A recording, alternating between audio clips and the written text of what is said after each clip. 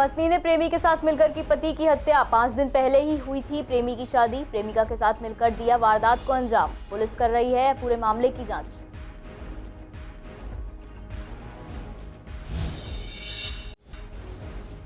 पांडवनगर थाना पुलिस के हाथ लगी सफलता। महज आधे घंटे के अंदर पुलिस ने शातिर चोरों को पकड़ा। एसी, लैपटॉप, माइक्रोवेव समेत 6000 रुपए बरामद।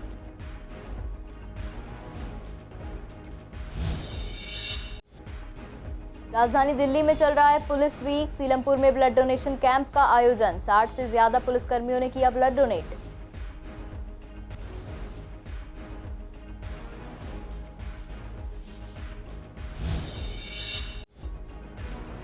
गांधीनगर में पुराने पुल की हालत खराब। सड़क की जर्जर हालत से परेशान है राहगीर। टूटी सड़क पर लगा रहता है हादसों का डर। अंधेरे की आड़ में होती है लूटपाट।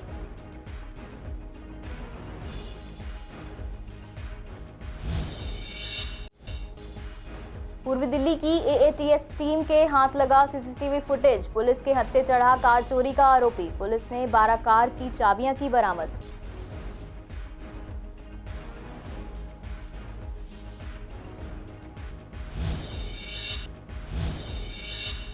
नमस्कार, आप देख रहे हैं पूर्वी दिल्ली खास और मैं हूं आपके साथ सार्विका श्रीवास्तव। रुक करते हैं खबरों की ओर।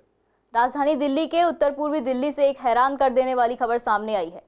आपको बता दें कि उत्तर पूर्वी दिल्ली के थाना करावल नगर इलाके के वेस्ट कमल विहार में अवैध संबंध के चलते एक पत्नी ने अपनी प्रेमी के साथ मिलकर पति की हत्या को अंजाम दे दिया। पत्नी ने किसी भारी चीज से पति के सर पर मारकर निर्मम हत्या कर दी। आशंका जताई जा रही है कि इस हत्या में पत्नी के प्रेमी के साथ और भी कोई हो सकता है। वहीं बताया जा रहा है कि आरोपी प्रेमी की 5 दिन पहले ही शादी हुई है और उसके बावजूद भी लगातार वो अपनी प्रेमिका से बात कर रहा था, जिसको लेकर दोनों परिवारों के बीच में लड़ाई भी हुई थी और फिर प्रेमी और प्रेमिका ने ऐसी घटना को अंजाम दे दिया। फिलहाल पुलिस इस मामले की हर एंगल से जांच कर रही है और शव को कब्जे में लेकर पोस्टमार्टम करने के लिए अस्पताल भेज दिया है। आज का जानकारी यही मिली कि सुबह मोना फ़ोन की, इनकी वाइफ यहाँ पे जो है वो फ़ोन किया कि भैया डेट कर गई। हम तो पहले भी एड्रेस ढूंढ रहे थे, मांग रहे थे एड्रेस पे आने के लिए, बोल रहे थे मतलब एड्रेस बताओ कहाँ है, तो बताता ही नहीं था। उसके बाद फिर बात नहीं हुआ कभी। आज पता चला कि डेट कर गई। ये कभी एड्रेस दिया ही नहीं है, एड्रेस ना दिया। हम लोग 2-2.5 घंटे से 3 घंटे हो गए। हम फोन आए थे 7 बजे, तो बोला कि तुम्हारा भैया ला रहा है। कब हुआ क्या हुआ, ये पड़ोसी सबसे पूछ रहे हम अभी। तो वो बोला कि नहीं, रात में ठीक था। तो आपको किसने फ़ोन करा? वो मोना ने किए, उसका जो दूसरी पत्नी। हाँ, तो उसने तो बोला 1 महीना हम जेल में रखे। मैं 2 महीना से वो बात करने दे रहा। एक बूढ़ा बाप है मेरा, एक वो भाभी है, 3 बच्चे हैं। ये जो किए ये कोई शादी से किए होंगे ना, ऐसी कोई मौत थोड़ा घर बैठे हो सकता। हाँ, हमें पता था। तो जब शादी हुए तो मतलब अपना ठीक से रह रहे थे, तो बोले चलो भाई 2 शादी की है, वहाँ भी देख रहे थे, यहाँ भी। मगर 2 महीना से किसी से बात करने ना दे। छठ पूजा में घर गए, वहाँ से आए ना बात करने दे रहे, ना बहन से, ना अपना पिताजी से, ना अपनी पहली पत्नी से, ना बाबू से, किसी से ना, भाई वो से किसी के से।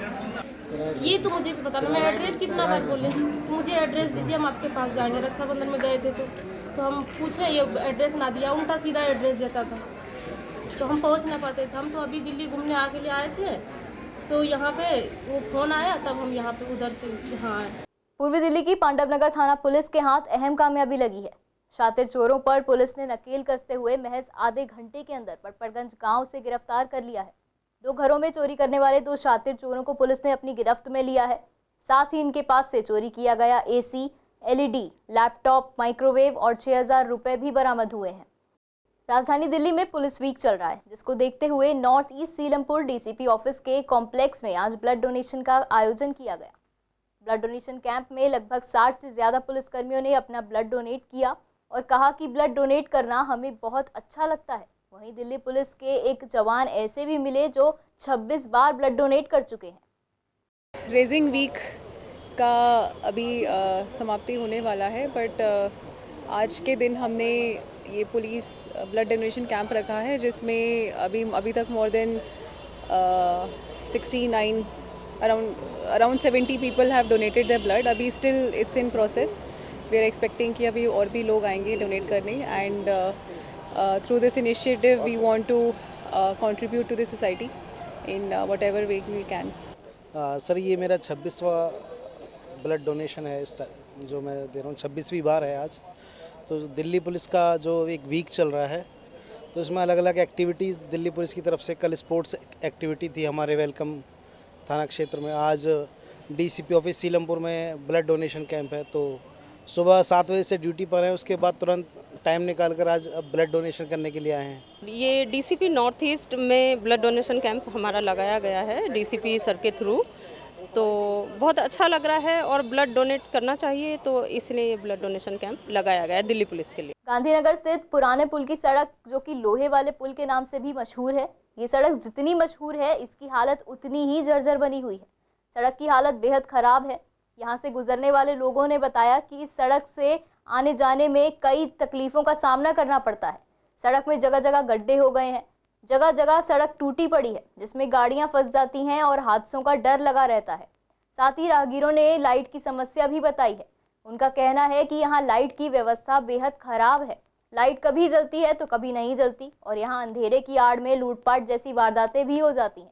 जाम की समस्या से भी लोग जूझ रहे हैं, लेकिन प्रशासन का इन सभी समस्याओं पर कोई ध्यान नहीं है।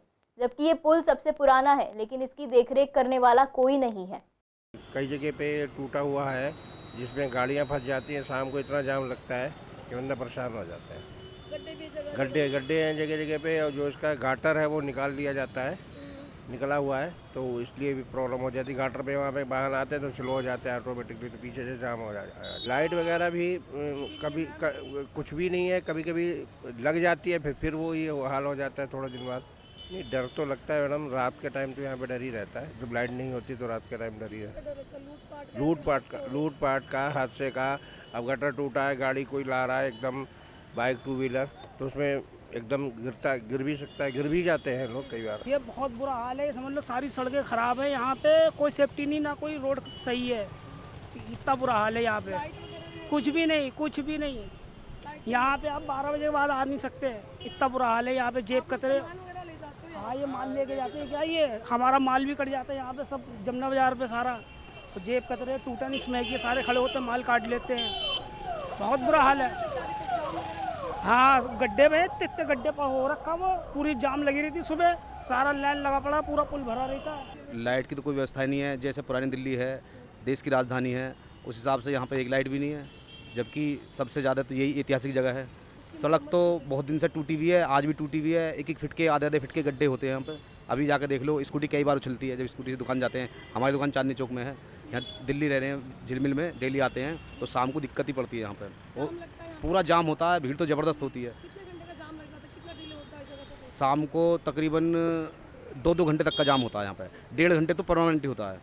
9 बजे एक भी नहीं, हमें तो लगता नहीं कोई यहाँ पर होता। प्रशासन की तरफ से कोई नहीं होता, एक आदमी भी नहीं होता जी। मेरे को तो नहीं लगा जी कभी, कई साल तो हमें वो चलते हुए, मरम्मत तो होती नहीं है। कोई लोग ही अपने आप ही मट्टी से कहीं से ला के गिर लें तो बात अलग है, कोई कंकड़ गिर ले, कोई मट्टी गिर ले तो बात एक अलग है। लेकिन यहाँ पे कुछ साफ़ सफाई कुछ भी नहीं है। पानी भी नहीं आता सही से, और बत्ती भी सही से नहीं आती है। लाइट वगैरह कुछ नहीं रहती है। रात को यहाँ पे अगर हमें डर लगता है, सीधे जैसे रात को 10 बजे के बाद आते हैं, चोरी चकारी, सीधे पुल हो जाता है सिजोप, यहाँ पर रोड हो जाता है बंद, तो इसमें लाइट चाहिए पुल पर। यहाँ से लेकर पूरा सुबह से लेकर शाम तक जाम ही जाम लगता है। लेकिन अब नहीं है, जैसे आज सोमवार है, आज मंडे है, मंडे की सीधे गांधीनगर रिपब्लिक की जो रहती है छुट्टी, हाँ जी, इस वजह से यहाँ पे आज जाम नहीं मिला। आप मंगलवार को आओगे तो मंगलवार को आप जाम देखोगे, सुबह और शाम डेली ऐसे ही लगता है। 14 फरवरी को हेडगेवार अस्पताल के पास एक सेंट्रो कार की चोरी होने की सूचना मिली थी, जिसके बाद पुलिस ने मामला दर्ज कर जांच शुरू की थी। AATS टीम के हाथ CCTV फुटेज लगा, जिसमें 40 साल के एक व्यक्ति उक्त कार की चोरी करते पाया गया, जिसके बाद इंस्पेक्टर जितेंद्र की देखरेख में SI करण सिंह, SI राजेंद्र सिंह सहित कई अधिकारियों की टीम ने उपरोक्त CCTV फुटेज के आधार पर 16 फरवरी को करकरडूमा कोर्ट परिसर के चारों ओर जाल बिछाया, जिसमें एक आरोपी पकड़ा गया, जिसकी पहचान अमित चौधरी के रूप में हुई। अब 20 फरवरी को कृष्णानगर थाना पुलिस ने उसके कब्जे से 12 कार की चाबियां भी बरामद की हैं। कैट ने अतिथि शिक्षकों को काफी राहत दी है। दिल्ली सरकार के स्कूलों में 10 साल से सेवा दे चुके अतिथि शिक्षक अब प्रिंसिपल बन सकेंगे। दरअसल प्रिंसिपल के पद के लिए 2021 में कई गेस्ट टीचर्स ने फॉर्म भरे थे, लेकिन उन्हें ये कहकर 2022 में रद्द कर दिया गया था कि गेस्ट टीचर्स इस पद के लिए योग्य नहीं है। लेकिन अब कोर्ट द्वारा ये फैसला दिया गया है। वहीं इस मसले पर हमने टीचर से बात की तो उनका कहना है कि कैट का ये काफ़ी अच्छा फैसला है, क्योंकि इतना लंबे समय देने के बाद भी उन्हें किसी योग्य नहीं समझा जाता है। इस फैसले के बाद वो प्रिंसिपल पद के लिए आवेदन कर सकेंगे। ये फैसला काफ़ी अच्छा है। जैसा कि कैट कोर्ट के द्वारा एक आदेश आया है जिसमें अतिथि शिक्षक जो है वो प्रधानाचार्य के लिए आवेदन कर सकता है।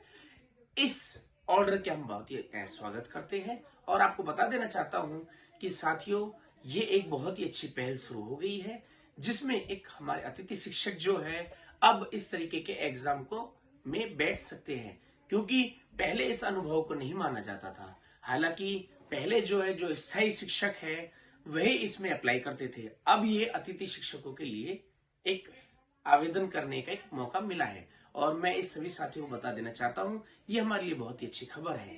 और इसमें हमारे करीब 10 से 15 हजार जो अतिथि शिक्षक जो अभी करंट में काम कर रहे हैं, हालांकि काम तो 17,000 कुछ कर रहे हैं, लेकिन कुछ साथी हमारे 10 साल से ऊपर हो चुके हैं जो आने वाले प्रधानाचार्य के एग्जाम व आवेदन में दे सकते हैं। हाल ही में कोर्ट ने जो आदेश दिया है ये बहुत ही सराहनीय है और एक वो उसको शामिल करना चाहिए, क्योंकि एक वो सरकारी स्कूल के अंदर 15 साल का अनुभव है उस व्यक्ति के पास में, तो शामिल करने में क्या दिक्कत आ रही है। एक मानवता के तौर पर, एक संविधान के तौर पर उसको सम्मिलित करने का जो केट ने ऑर्डर दिया है, मैं उसका बहुत ही एक हमारे शिक्षक समाज के अंदर बहुत ही खुशी की लहर है और 22,000 गेस्ट टीचर्स और बहुत सारे शिक्षक समाज उसको बहुत बड़ी खुशी है। शाहदरा में केंद्रीय विद्यालय की बिल्डिंग 2022 से ही बनकर तैयार है, लेकिन अभी भी यहाँ काम चल रहा है। दरअसल बिल्डिंग का काम तो काफ़ी पहले ही पूरा कर लिया गया है, लेकिन अभी बाउंड्री वॉल, प्लेग्राउंड जैसी कई चीज़ें पूरी नहीं हुई हैं। ऐसे में ये जारी कर दिया गया है कि 2023 और 24 का सेशन भी इसी स्कूल से शुरू किया जाएगा। ये जानकारी मिलते ही कई पेरेंट्स भी स्कूल में पूछताछ के लिए आने लगे, लेकिन यहाँ से उन्हें खाली हाथ ही लौटना पड़ रहा है। पेरेंट्स का कहना है कि जानकारी मिली थी कि अब नया सेशन इस स्कूल में शुरू किया जाना है, इसलिए बच्चों का एडमिशन कराने के लिए पेरेंट्स स्कूल आने लगे, लेकिन यहाँ कोई अधिकारी या स्कूल स्टाफ मौजूद ही नहीं है और स्कूल नया सेशन शुरू कर भी पाएगा या नहीं ये भी कहना मुश्किल लग रहा है। क्लासेस में कोई व्यवस्था नहीं की गई है और काम भी अभी आधे अधूरे पड़े हैं। सरकार ने अगर ये सूचना दी है कि यहाँ नए सेशन की शुरुआत की जाएगी तो व्यवस्था जल्द से जल्द पूरी करनी चाहिए। मैडम, ये शाहदरा है, नवीन शाहदरा, यहाँ पे प्रतिभा स्कूल बना है, पर अभी तक यहाँ पे दूसरा साल है मेरे ख्याल से, तो नहीं तीसरा साल है, अभी तक स्टार्ट नहीं हुई है बिल्डिंग।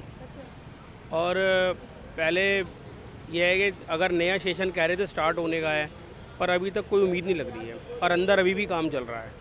एडमिशन तो उन्होंने स्टार्ट कर दिए थे कि एडमिशन जो भी नया एडमिशन करवाना है तो वहाँ खिचड़ीपुर रजिस्ट्रेशन करने जाना पड़ रहा था, पर अभी तक कोई नहीं है।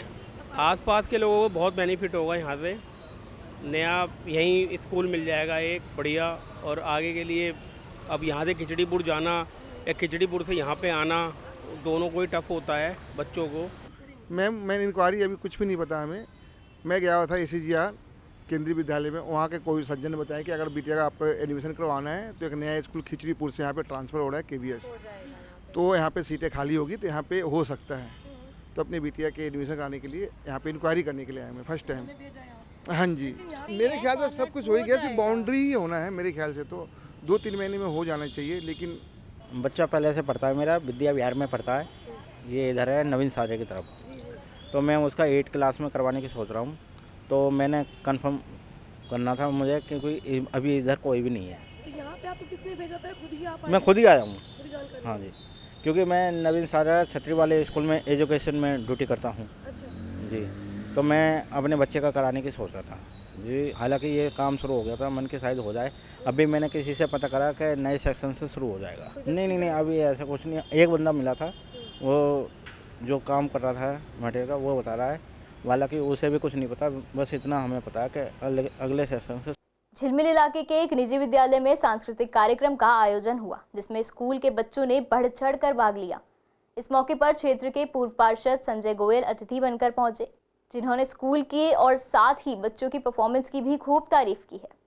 वार्षिक उत्सव की शुरुआत सरस्वती वंदना से हमारी जो अभिभावक माताएं हैं, बहनें हैं, उन्होंने शुरुआत की इस कार्यक्रम की। बाद में हमारे विद्यालय के लगभग 250 बच्चों ने अपनी एक्टिविटीज के द्वारा सभी को मन को बहुत अच्छा लगे ऐसी एक्टिविटीज उन्होंने प्रदर्शित की, जैसे कि हनुमान चालीसा आप स्वयं कह रहे हैं, साथ में शिवाजी के ऊपर नाटिका, साथ में पर्यावरण बचाओ, जल बचाओ, ग्रीन दिल्ली, प्लास्टिक मुक्त दिल्ली, इस तरह के संदेशात्मक कार्यक्रम अपने नृत्य द्वारा बच्चों ने सभी के सम्मुख प्रस्तुत किए। इस कार्यक्रम में क्षेत्र के गणमान्य व्यक्ति उपस्थित रहे और अभिभावक भी लगभग 400 की संख्या में उपस्थित रहे और साथ में G20 के विषय में भी लोगों को पता लगे कि G20 समिट है क्या, उस विषय में भी इस कार्यक्रम में एक चित्रों के माध्यम से दिखाया गया। दिल्ली सरकार के परिवहन विभाग ने एक पब्लिक नोटिस जारी कर दिल्ली में प्राइवेट बाइक टैक्सी के कमर्शियल इस्तेमाल पर रोक लगा दी है। नोटिस में कहा गया है कि पाबंदी के बाद भी बाइक टैक्सी चलाने वालों को चालान काटे जाएंगे। इसके अलावा लाइसेंस भी रद्द किए जा सकते हैं। अब ऐसे में हमने पूर्वी दिल्ली के बाइक चालकों से बात की तो उन्होंने बताया कि इससे हमारी रोजी रोटी पर बहुत फर्क पड़ेगा। अब हमारे लिए मुश्किलें और बढ़ सकती हैं, क्योंकि ऐसे में हम खाएंगे क्या और कमाएंगे क्या, क्योंकि आधे से ज़्यादा लोग बाइक पर ही निर्भर करते हैं, कोई डिलीवरी करने के लिए तो कोई किसी काम के लिए। अब ऐसे में ये निर्णय हमारे लिए मुश्किलें लेकर आया है। हमारे से थोड़ा तो पड़ेगा ही फर्क, अब क्या कर सकते हैं। अभी इसका बताओ, कोई कुछ कह नहीं सकता ना अभी, क्योंकि भाई मुझे तो मेरा जितना चल रहा है वो उस हिसाब से तो अभी अब आएगा तो थोड़ी दिक्कत तो आएंगी। अब क्या कह सकते हैं इस बारे में। अब कंपनी वो जो सरकार की तरफ से कर रही है, बताओ वो भी तो कर ही रही है, गलती कर रही है। देखो आम पब्लिक तो परेशान हो जाएगी। जो का नाम ऑनलाइन कंपनियां चल रही हैं उनसे लगभग 90% बंदा बाइक से सर्विस कर रहा है। बाइक 1-1.5 लाख रुपए की बाइक आ रही है आज के टाइम में, कम से कम 1,20,000 रुपये की बाइक लगा के। और ये मान के चलिए दिल्ली हो या दिल्ली, पूरा दिल्ली NCR के अंदर कम से कम 90% बंदा जॉब कर रहा है। ओला वही है, तुम्हारी जो कंपनियाँ है, ऊबर है, रैपिडो है, जो भी है, ये जोमेटो, स्विगी, इनके जरिए से ही कमाई हो रही है। इससे बहुत बड़ा इफेक्ट पड़ेगा आम पब्लिक के लिए, बहुत दिक्कत पड़ जाएगी। बिल्कुल 100% बहुत तगड़ी भुखमरी छा जाएगी। फिलहाल के लिए पूर्वी दिल्ली खास में इतना ही। मुझे दीजिए इजाजत। नमस्कार।